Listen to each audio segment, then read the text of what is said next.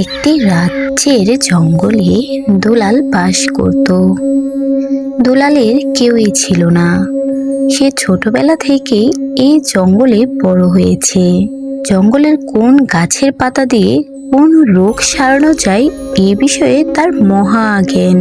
তাই গ্রামের বেশিরভাগ মানুষ অসুস্থ হলে তার কাছে আসতো জড়িগুটি নিতে, এবং তারা যা দান করত তাই খেয়ে সে জীবন ধারণ করত। একদিন একটি লোক তার ছেলেকে নিয়ে দুলালের কাছে আসে। আরে দুলাল বাবু, আমার ছেলেটার 2 দিন ধরে খুব পেট ব্যথা।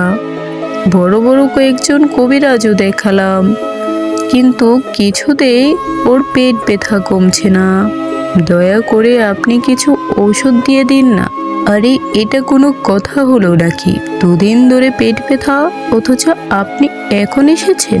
এটা তো 2 মিনিটেরও কাজ না। এক্ষুনি ঔষধ দিচ্ছি আমি। এ বলে দুলাল লোকটিকে একটি ওষুধ দেয়, এবং তার ছেলে ওষুধটি খেতে না খেতে তার পেট ব্যথা ভালো হয়ে যায়। এরপর লোকটি দুলালকে কিছু খাবার দিয়ে সেখান থেকে চলে যায়। সে রাজ্যের মহারাজের ভীষণ অসুখ। মহারানী তাই বলছে, মন্ত্রী মশাই, আজকে 1 মাস হলো মহারাজের জ্ঞান নেই। বড় বড় কবিরাজ বৈদ্য সবাইকেই তো দেখালাম, কিন্তু কেউ তো সুস্থ করতে পারলো না মহারাজকে। তুমি যাও, এমন বৈদ্য নিয়ে এসো যে মহারাজকে সুস্থ করতে পারবে, এবং সারা রাজ্যে বলে দাও যে মহারাজকে সুস্থ করতে পারবে তার সাথে আমি আমার মেয়ের বিয়ে দেব। শোনো শোনো শোনো, মহারাজকে যে সুস্থ করতে পারবে তার সাথে রাজকুমারীর বিয়ে দেয়া হবে, এবং তাকে অর্ধেক রাজ্যও লিখে দেয়া হবে। দুলাল কবিরাজ এই ঘোষণা শুনেছি কিনা কে জানে। যাই, ওনাকে গিয়ে খবরটি দিয়ে আসি।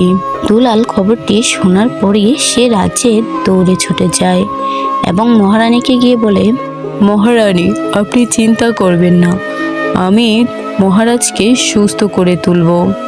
তখন মন্ত্রীমশাই বলে, আরে তুমি কি করে মহারাজকে সুস্থ করবে, যেখানে বড় বড় বৌদ্ধ কবিরাজরা কিছুই পারলো না?